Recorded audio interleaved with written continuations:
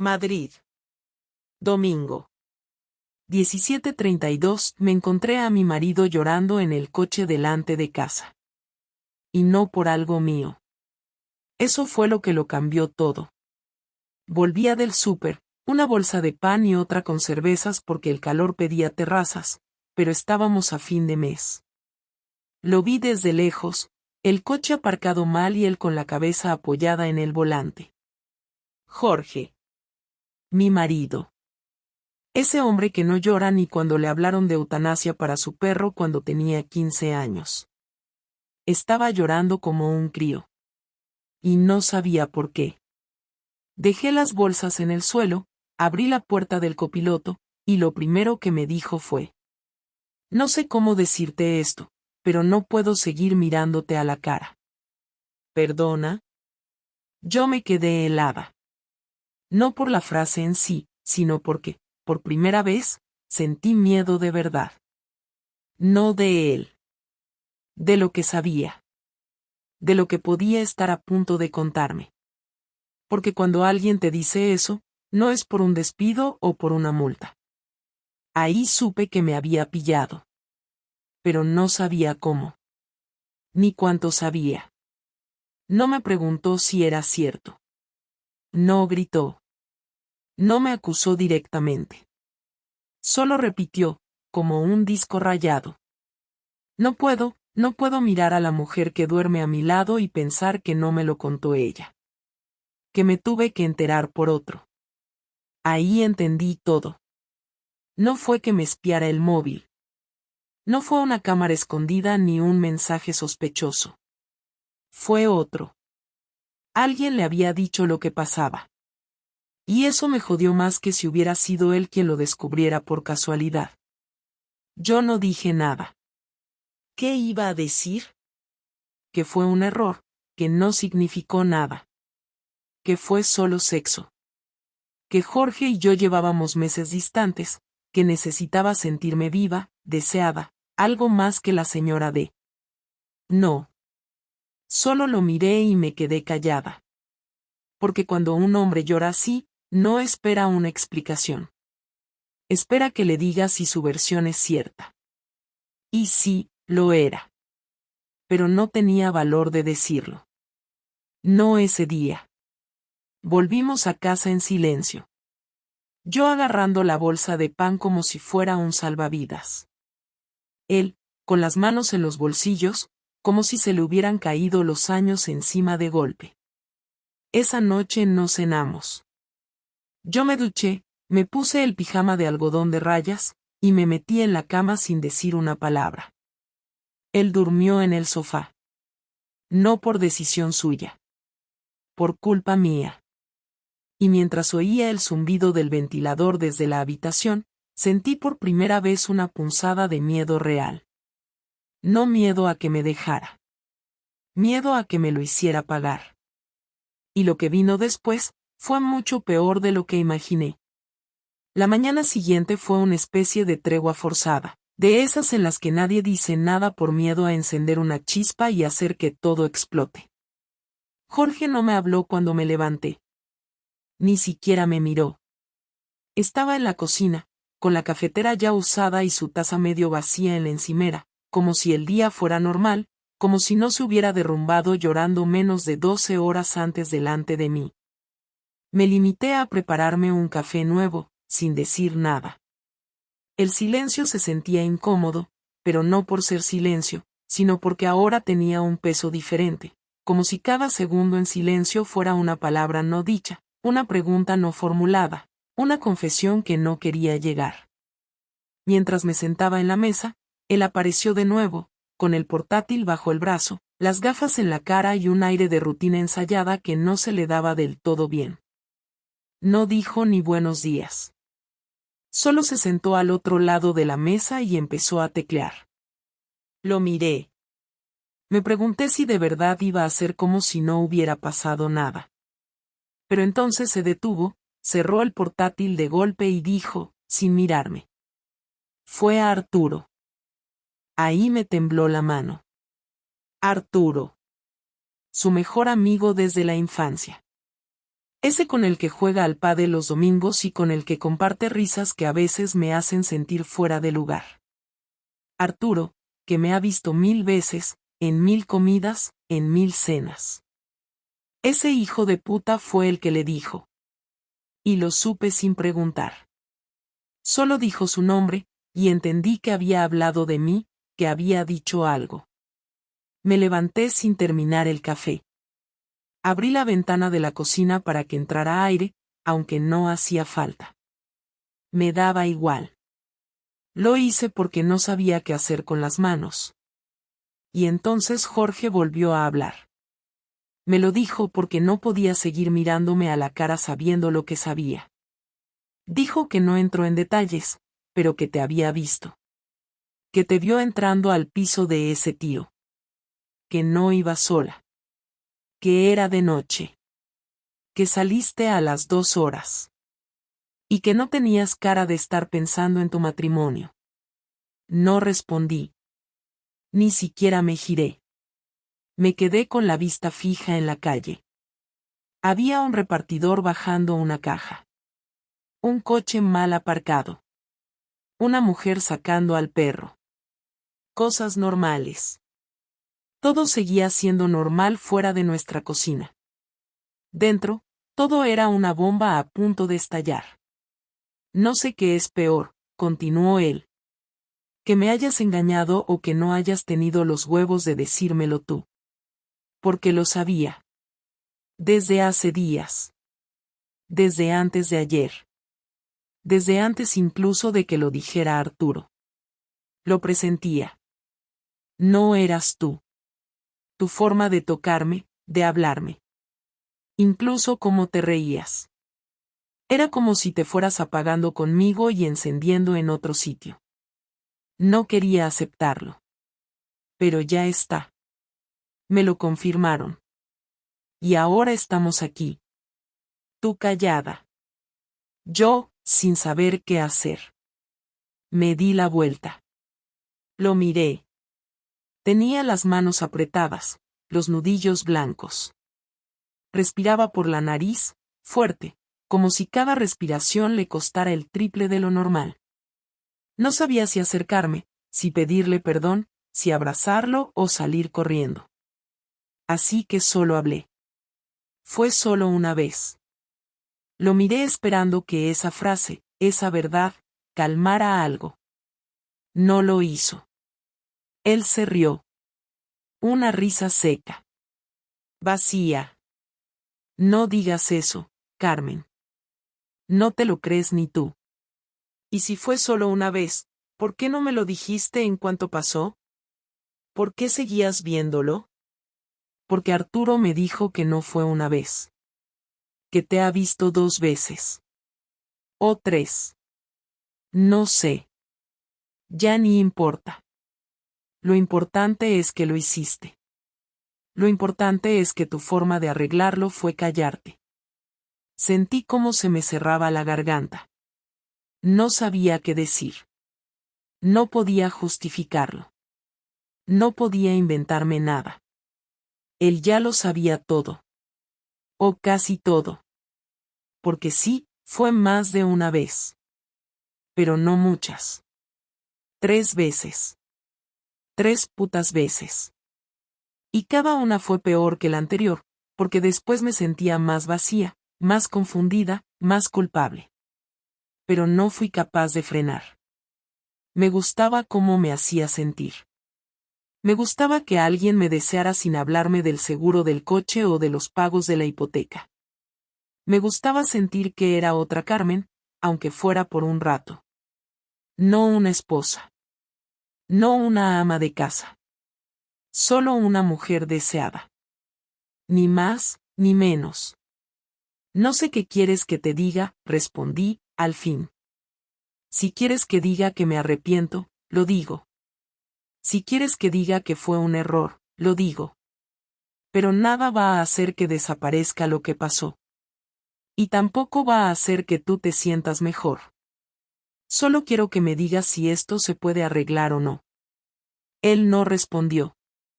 Se levantó, agarró el portátil y se fue al despacho. Cerró la puerta con un portazo.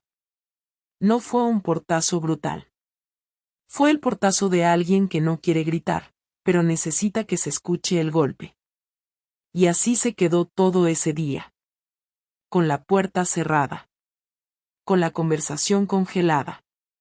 Con un silencio que ya no era incómodo, sino simplemente el nuevo idioma de nuestra casa. Esa noche, dormimos en habitaciones separadas. Él en el despacho. Yo en la cama, con el lado de Jorge intacto. Y por primera vez en años, entendí que todo lo que venía después ya no dependía de mí. El día que Jorge decidió enfrentarme de verdad fue un jueves. Llevábamos 4 días sin hablar más allá de lo necesario, y cuando lo hacíamos, nuestras frases sonaban como mensajes automáticos. ¿Has comido? Sí.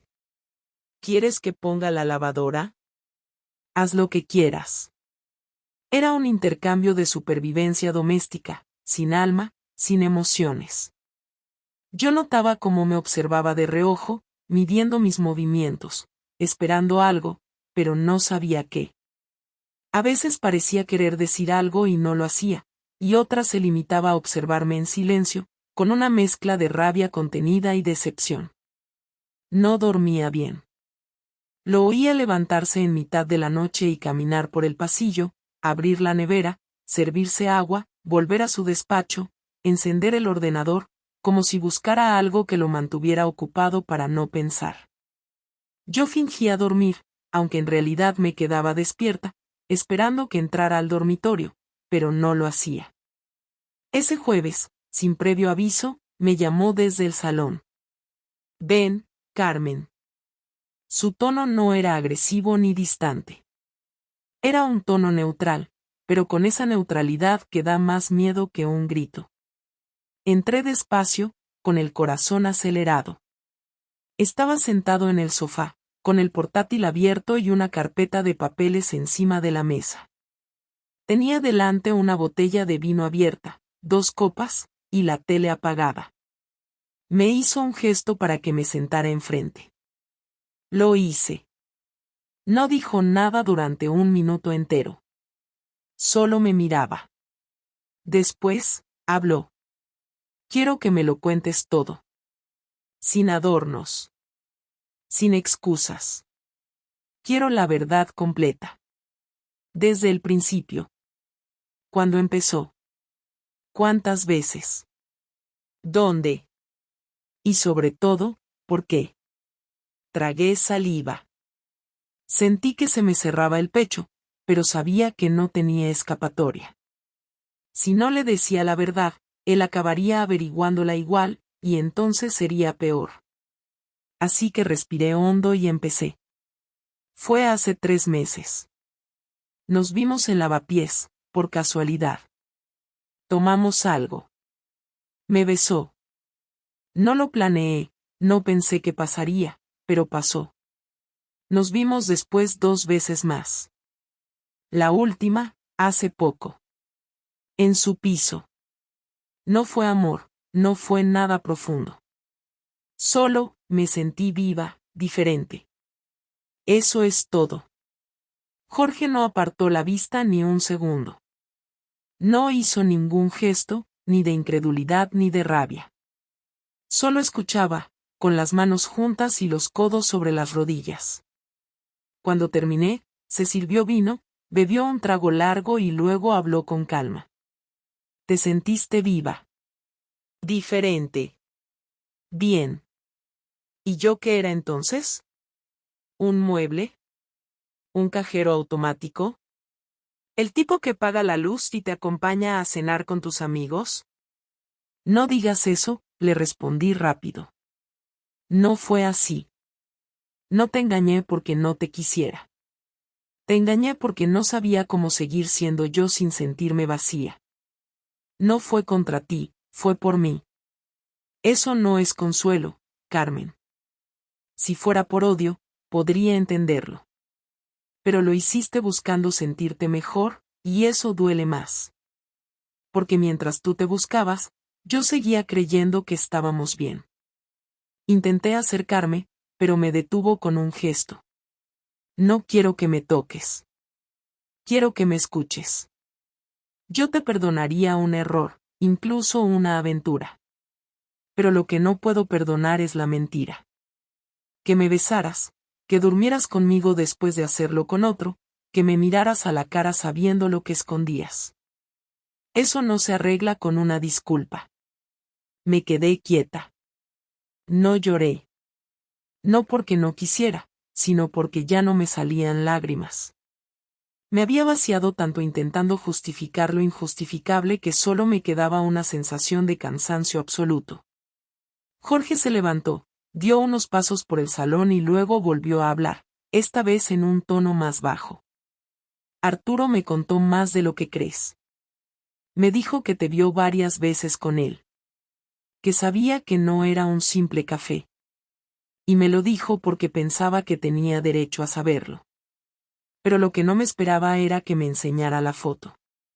Ahí me quedé paralizada. ¿Qué foto?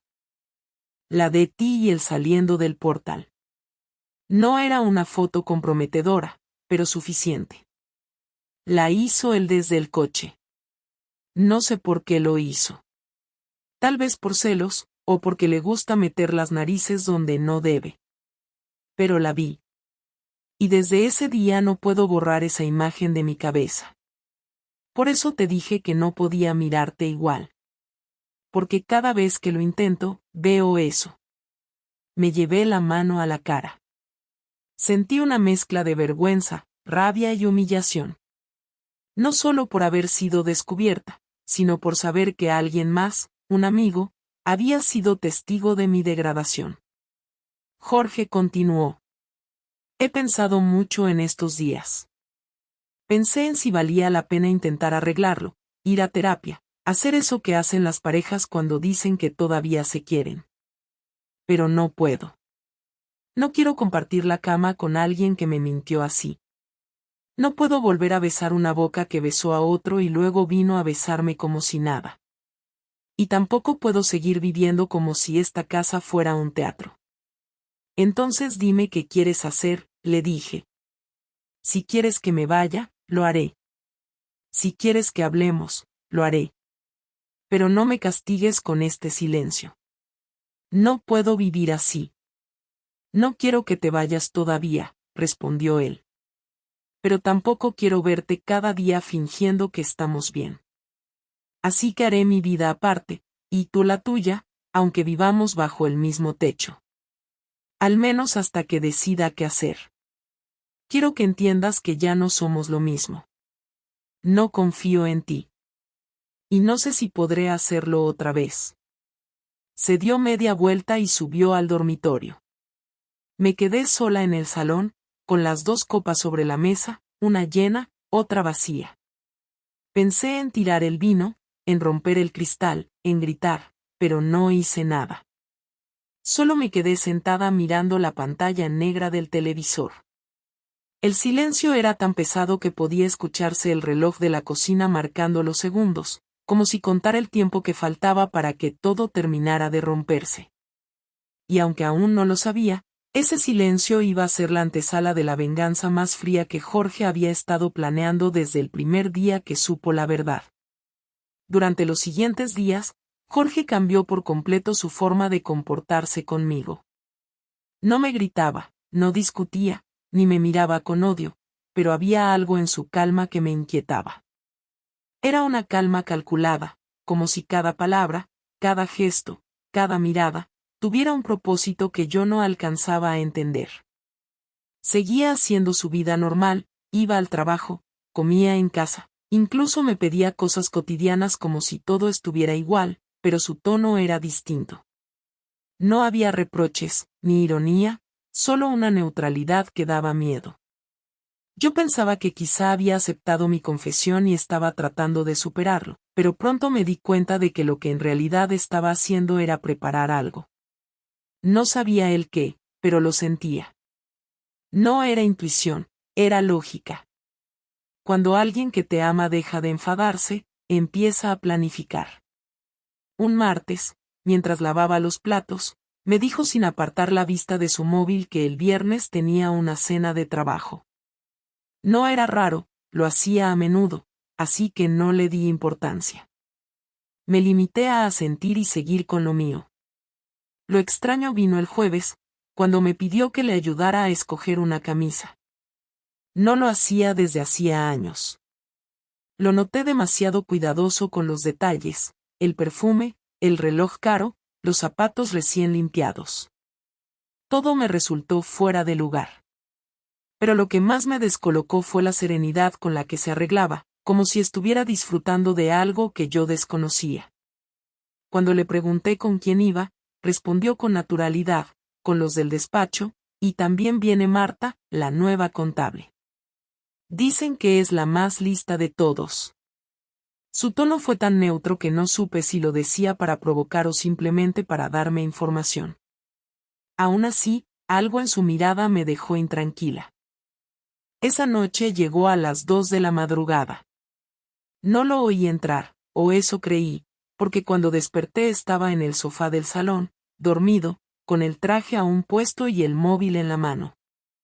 Me acerqué para despertarlo y vi que tenía mensajes recientes abiertos. No soy de revisar el teléfono de nadie, pero en ese momento la curiosidad pudo más. Leí una conversación con alguien guardado como Marta Contabilidad. Los mensajes eran cordiales, pero lo suficiente para entender que había una confianza nueva. Gracias por la cena, lo pasé muy bien. Tú sabes cómo hacer reír a cualquiera. La próxima vez invito yo. Lo cerré sin decir nada. Volví a la cama y me quedé despierta. No por celos, sino porque comprendí que Jorge estaba haciendo exactamente lo que yo había hecho, construir una vida fuera de la nuestra. Solo que él no lo hacía por deseo. Lo hacía por venganza.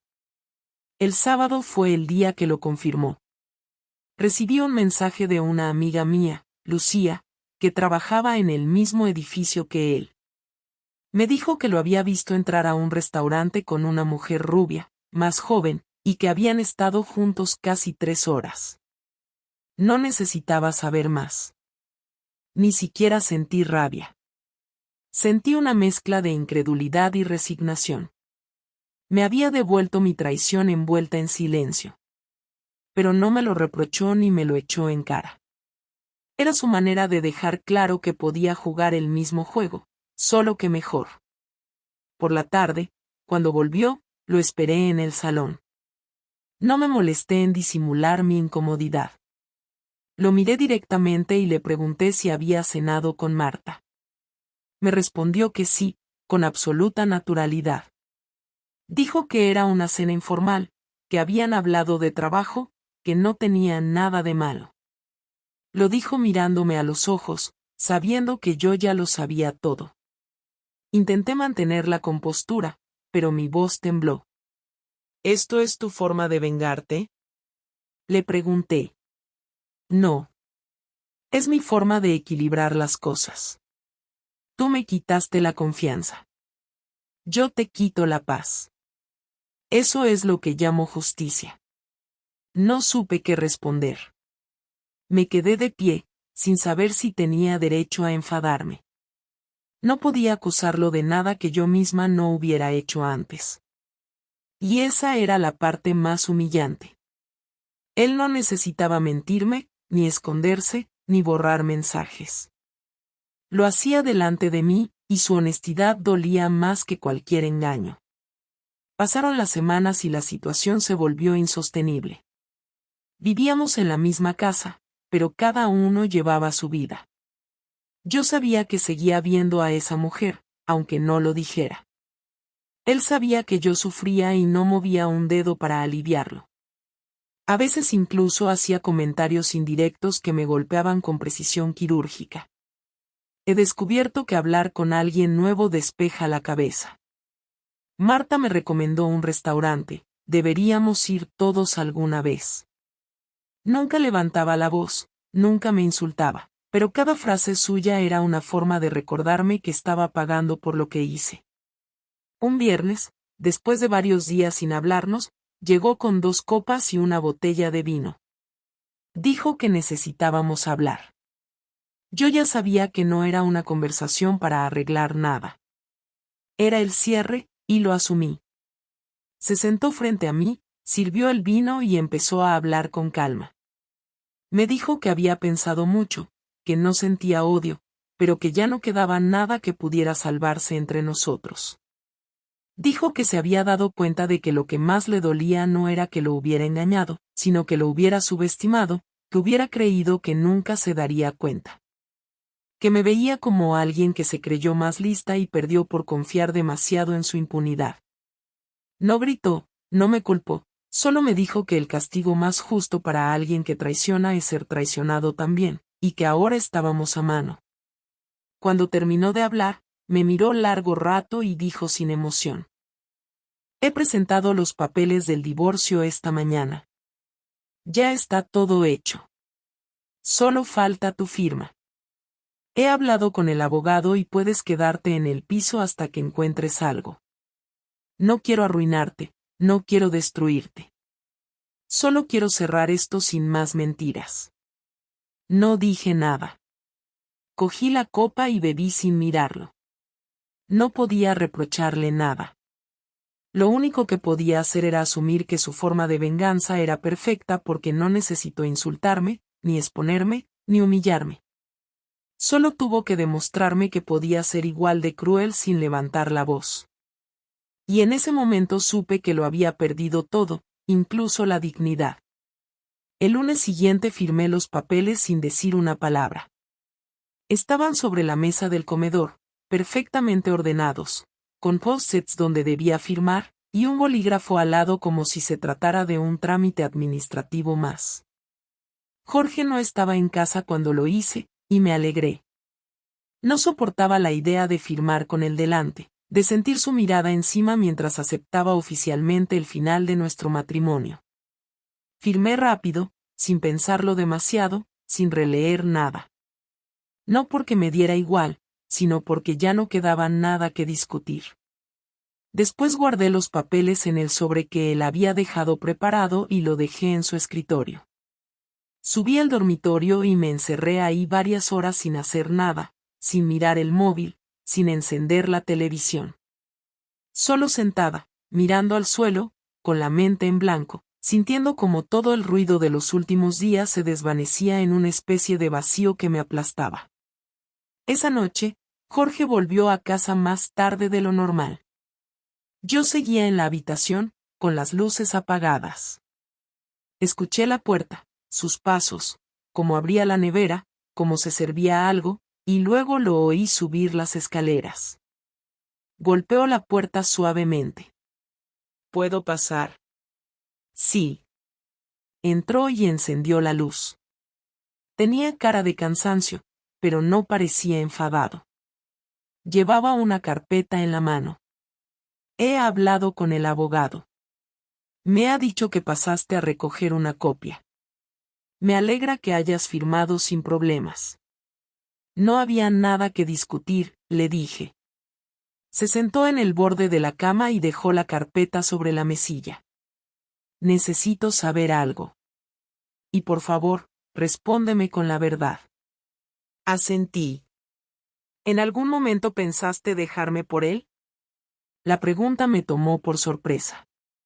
No porque no la esperara, sino porque era directa, sin rodeos. Tardé unos segundos en responder, no porque dudara de la respuesta, sino porque no quería decir algo que sonara como excusa. No. Nunca pensé dejarte por él.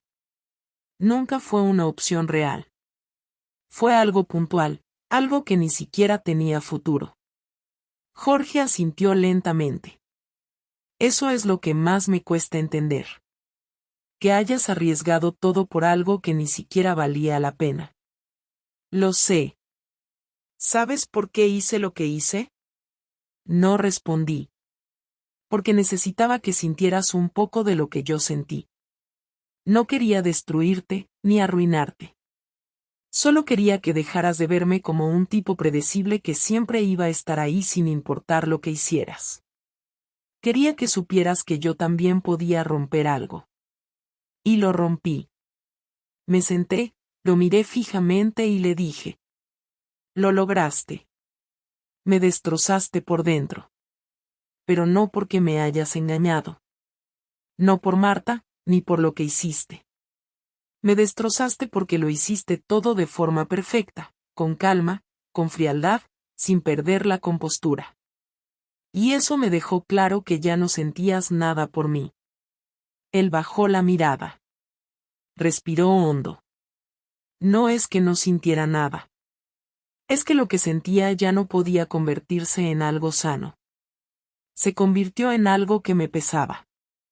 Te quería, Carmen. Pero ya no de la misma forma. Después de lo que pasó, se rompió algo en mí, y no supe cómo arreglarlo. Me habría gustado poder odiarte. Pero ni eso pude. Solo me quedé vacío. Hubo un silencio largo. Ninguno de los dos sabía qué decir. Jorge se levantó, fue hacia la puerta, pero antes de salir se detuvo. «Voy a quedarme en casa de Arturo unos días. Puedes quedarte aquí hasta que encuentres algo. No quiero que pases por esto en la calle. No por ti, sino por respeto a lo que fuimos. Pero no vuelvas a confundirte. No va a haber reconciliación. Esto se terminó. De verdad». Asentí. No intenté detenerlo, ni discutir, ni rogar. Ya no tenía sentido. Esperé a oír la puerta de entrada cerrarse antes de levantarme. Bajé a la cocina, abrí la nevera, pero no tenía hambre. Me serví un vaso de agua y me quedé de pie frente al fregadero, sin pensar en nada. Todo estaba hecho. Ya no había vuelta atrás. Él se había ido. No se fue de un día para otro, se fue en partes, poco a poco, desde la noche en que lo encontré llorando en el coche. Dormí mal, como cada noche desde que empezó todo. Me despertaba cada 2 horas, con la cabeza llena de pensamientos que no me llevaban a ningún lado. Por la mañana, el silencio en la casa era distinto. Era un silencio real, de ausencia. Ya no había pasos por el pasillo, ni el ruido de la cafetera, ni el sonido del teclado en su despacho. Solo yo. Y el eco de todo lo que había hecho mal. Pasaron los días. No nos escribimos. No nos llamamos. Nadie daba el primer paso. Yo sabía que no había espacio para segundas oportunidades. Y, aunque me doliera, también sabía que no las merecía. Cada cosa que había hecho había tenido consecuencias. No solo perdí a Jorge. Perdí todo lo que creía que teníamos. Nuestra casa se sentía como un decorado vacío, una estructura que alguna vez fue un hogar. Ahora era solo el lugar donde vivía una mujer sola que tuvo la oportunidad de conservar algo valioso y lo tiró por una sensación momentánea. Y cuando creí que ya no quedaba nada más por decir, una semana después, Jorge volvió a escribirme. Solo decía una frase. «¿Podemos hablar una última vez?». Solo eso. Esa frase me dejó helada. No sabía si aceptarlo o dejarlo pasar. Pero la necesidad de cerrar todo con una conversación final era más fuerte que mi orgullo. Respondí que sí. Y quedamos en vernos al día siguiente. Lo que no imaginaba era que esa última charla no iba a ser un cierre cualquiera, sino el momento en que entendí, con toda su crudeza, el precio real de mis decisiones. Nos encontramos en una cafetería cerca del parque donde solíamos pasear cuando todavía salíamos los domingos sin ningún tipo de planificación, solo por estar juntos. Me pidió que llegara a las 10, y fui puntual. No me maquillé, no me arreglé de más, solo fui con la ropa más sencilla que tenía porque no quería aparentar nada. Él ya me había visto en todas mis versiones, no tenía sentido intentar parecer a alguien que ya no era. Jorge ya estaba allí cuando llegué. Sentado en una mesa de la esquina, con un café a medio tomar y la mirada perdida por la ventana. No se levantó ni sonrió cuando me vio. Solo me hizo un gesto con la cabeza para que me sentara. Lo hice. Pedí un café también, aunque sabía que no iba a tomar ni un sorbo. Tenía el estómago cerrado desde que recibí su mensaje. Nos quedamos unos segundos en silencio. Él fue el primero en hablar. No te llamé para pelear, ni para echarte nada en cara. Ya lo hice en su momento. Solo necesitaba una última conversación sin el peso de la rabia encima. Algo real. Algo con calma. Asentí, sin decir nada. Estuve pensando en todo. En cómo llegamos a esto, en lo que fuimos, en lo que perdimos. Y aunque no me interesa volver contigo ni quiero dejar una puerta abierta, siento que si no hablamos ahora, nos vamos a quedar con preguntas pendientes que no nos van a dejar avanzar. Respiré hondo antes de responder. Yo también lo pensé. No quiero justificar nada, no voy a darte explicaciones vacías. Lo que hice estuvo mal. Lo sé. Pero también quiero decir que nunca lo hice por falta de amor. Me equivoqué en cómo manejé lo que me pasaba, no en lo que sentía por ti. Pero fui una cobarde. No tuve valor de decir que me sentía vacía, que estaba perdiendo el rumbo. Busqué algo fuera en lugar de enfrentarlo contigo. Y por eso lo perdí todo. Jorge me miró sin cambiar su expresión. Lo que más me dolió no fue el engaño. Fue que me excluyeras de lo que te estaba pasando. Que pensaras que yo no era suficiente para entenderlo, para ayudarte, para acompañarte. Te cerraste. Te alejaste. Y cuando me di cuenta, ya era tarde. Lo sé, contesté bajando la mirada. Mira, Carmen. No te odio. No podría. Pero no puedo vivir con alguien que, cuando se sintió mal, prefirió huir a enfrentarlo conmigo. No puedo volver a confiar en ti. No sé quién serías dentro de 5 años si un problema nuevo apareciera. No puedo pasarme la vida mirando por encima del hombro. Tomó un sorbo del café y luego continuó. Quiero que sepas que no me voy con rencor. Pero tampoco me voy con buenos recuerdos. Todo lo bueno que tuvimos quedó tapado por lo último. Y eso no se va a borrar. No voy a estar hablando mal de ti con mis amigos ni diciendo que eres una mala persona. Solo diré que no funcionamos. Que nos rompimos. Sentí un nudo en la garganta. Me costaba tragar, pero intenté mantenerme firme. ¿Y ahora qué vas a hacer? Pregunté, sin saber si quería oír la respuesta. Voy a cerrar el capítulo. Voy a rehacer mi vida, sin prisa, sin buscar nada. No me interesa tener una pareja por ahora. Necesito estar bien conmigo. Pero también sé que, en algún momento, voy a volver a confiar. No en ti, pero sí en alguien más. Porque no quiero vivir en la desconfianza eterna. Guardó silencio unos segundos antes de decir lo que más me costó oír. Y tú también deberías empezar a construir algo nuevo. No con él. No con nadie por obligación. Solo algo tuyo. Porque si no te entiendes a ti misma, vas a volver a romperlo todo. Con quien sea. Me quedé sin palabras. Sabía que tenía razón. Yo había buscado respuestas fuera cuando no las tenía dentro. Y ahora estaba pagando el precio. Gracias por hablar conmigo, dije al fin. No era fácil para mí venir, pero necesitaba escucharte. Yo también lo necesitaba. Ahora ya está. Terminó su café, pidió la cuenta, la pagó sin decir nada, y se levantó. Me dio una última mirada, no de odio, ni de tristeza. Era una mirada neutral, de alguien que ya había soltado todo. Se fue sin abrazos, sin despedidas dramáticas, sin mirar atrás. Me quedé sentada unos minutos más, mirando el café frío, intentando entender qué parte de todo ese proceso había sido la que me llevó hasta este punto. Pero no había una sola. Era una cadena de decisiones mal tomadas, de silencios prolongados, de sentimientos no expresados. Había perdido a alguien que me quiso bien, y lo supe demasiado tarde.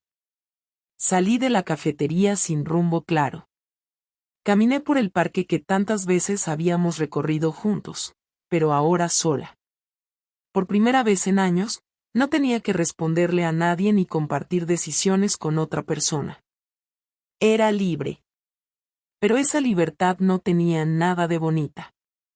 Era una libertad que se sentía como una consecuencia, no como una elección.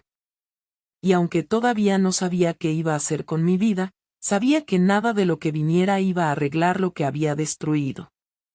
Solo me quedaba seguir adelante y, con suerte, no volver a cometer el mismo error.